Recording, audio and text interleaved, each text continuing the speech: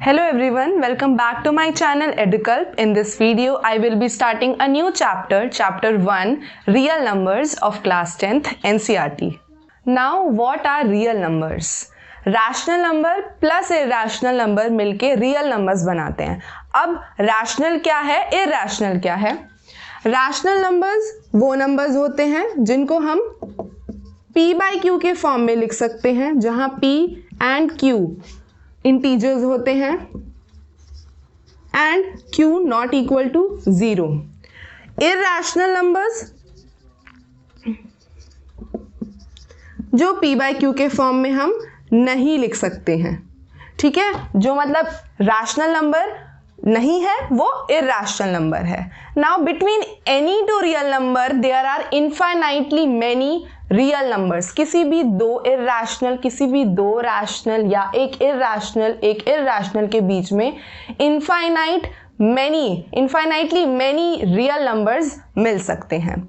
Next, हम rational number और irrational number मतलब रियल नंबर्स को एक नंबर लाइन पे प्लॉट कर सकते हैं. नंबर लाइन कुछ ऐसा होता है, तो सारे रैशनल प्लस इरेशनल नंबर को हम नंबर लाइन पर रिप्रेजेंट कर सकते हैं, या फिर इसका उल्टा सारे पॉइंट, नंबर लाइन के सारे पॉइंट को हम रैशनल या फिर इरेशनल के फॉर्म में रिप्रेजेंट कर सकते हैं. नेक्स्ट, रैशनल नंबर का डेसिमल रिप्रेजेंटेशन हमेशा या तो आइदर टर्मिनेटिंग और रिपीटिंग होता है. मतलब जो इसका डेसिमल रिप्रेजेंटेशन है या तो एक नंबर पे जाकर रुक जाएगा या एक डिजिट पे जाकर रिपीट होने लगेगा. फॉर एग्जाम्पल 0.83, 0.66666 ये चलते जा रहा है. दिस इज टर्मिनेटिंग का एग्जाम्पल और ये रिपीटिंग का एग्जाम्पल. इरेशनल नंबर क्या होते हैं, जैसे √2, √3, पाई.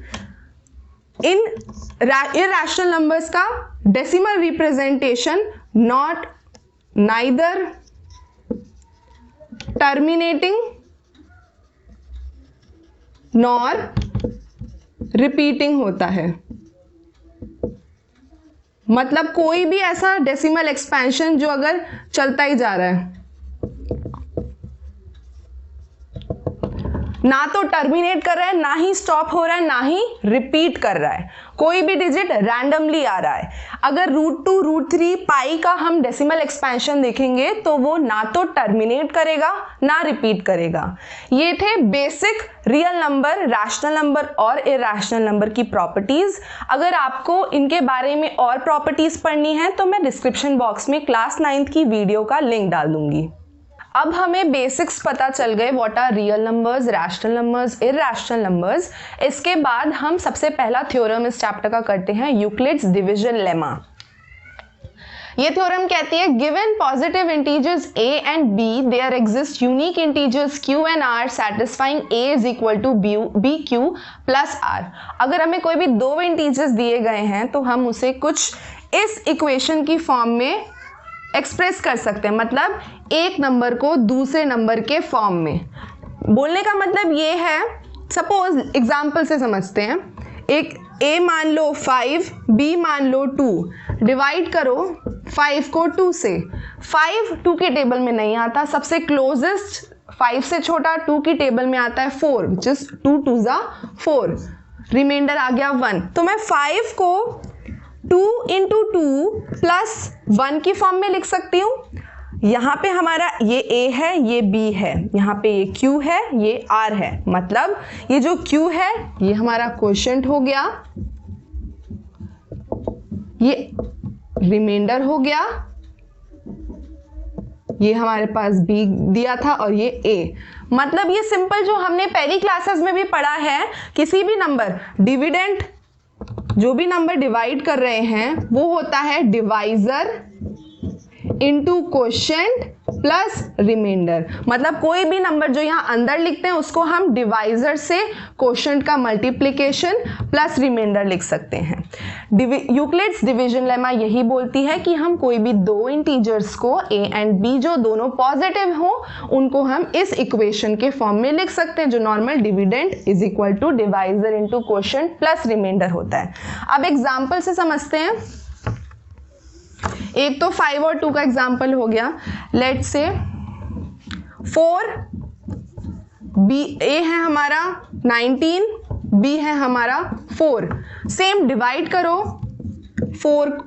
19 को 4 से। 19 नहीं आता 4 की टेबल में, 4 की टेबल में 19 से क्लोजेस्ट और छोटा आता है 16, विच इज 4 4 जा 16, 3। तो ये हमारा आ गया Q, ये हमारा आ गया R। तो हम इसको 19 को 4 के फॉर्म में, मतलब B के फॉर्म में कैसे लिख सकते हैं? B इंटू Q, Q भी 4 है प्लस R। एक और एग्जाम्पल लेते हैं, 20 B ले लिया 2, अब 20 अंदर 2 की टेबल में 20 आता है 10 जा। नाउ तो 20 is equal to 2 into 10, remainder कितना आया? 0। मतलब अब ये वाली कंडीशन देखो, जो हमारा R है वो हमेशा B से छोटा आएगा। देखो इस वाले एग्जाम्पल में B 4 है, R 3 है, और 0 भी आ सकता है, जैसे इस एग्जाम्पल में है हमारा R 0 आ गया। R हमेशा B से छोटा आएगा और 0 भी आ सकता है। अब हमने यूक्लिड्स डिवीजन लेमा पढ़ लिया। इसके बाद आता है यूक्लिड्स डिवीजन एल्गोरिदम। इस एल्गोरिदम का यूज होता है दो नंबर्स के HCF निकालने में।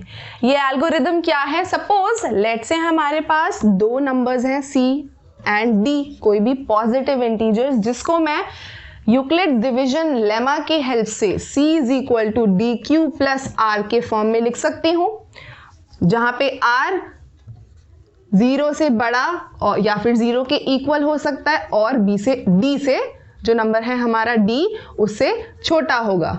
लेट्स से पहला केस 1, R हमारा 0 आ गया, तो ये कुछ इक्वेशन ऐसे बन गई। तो C और D, C is equal to DQ के फॉर्म में आ गया, तो हमारा इन दोनों के बीच का HCF D होगा। मतलब D is the HCF of C and D। Case 2 लेते हैं, R नॉट इक्वल टू 0, जो हमारा ये R है वो नॉट इक्वल टू 0 है, C is equal to DQ plus R। इस केस में क्या होगा, हम इस D को मान लेते हैं A डैश, D को मान लेते हैं A डैश, चलो A मान लो, और R हो गया B। तब इसको A is equal to BQ dash plus R dash की फॉर्म में लिख सकते हैं। अब फिर से दोनों केस सोचो, अगर R, पहला केस R इक्वल टू 0 हो गया, R डैश इक्वल टू 0, तो इन दोनों नंबर, ये जो C और D है उसका HCF B हो जाएगा। अगर R नॉट इक्वल टू 0 है तो ये जो प्रोसेस है ये कंटिन्यू चलता जाएगा। कब तक? जब तक हमारे पास ये R जो है वो 0 के इक्वल नहीं आ जाता। इसको एग्जाम्पल से समझते हैं।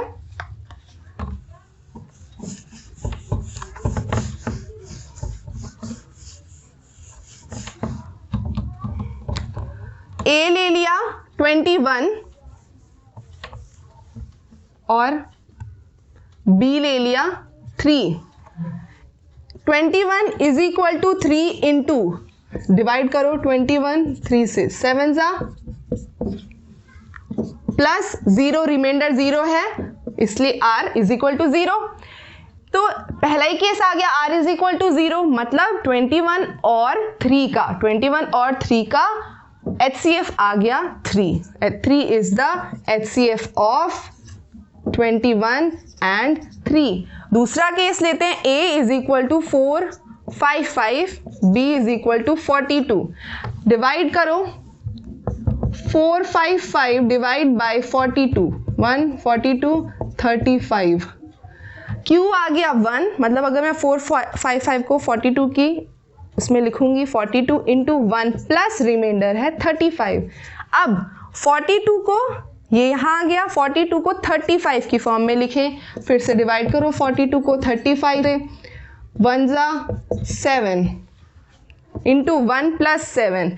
r अभी भी 0 नहीं आया है तो इस प्रोसेस को हम कंटिन्यू करेंगे। तो 35 इज इक्वल टू 7, वापस से 35 को 7 से डिवाइड करो, 5 जा, अब रिमाइंडर आ गया हमारे पास 0, 7 इंटू 5 प्लस 0, रिमाइंडर 0 आ गया। मतलब ये दोनों जो नंबर है, इन दोनों नंबर्स का HCF क्या है, 7, HCF आ गया इसमें 7।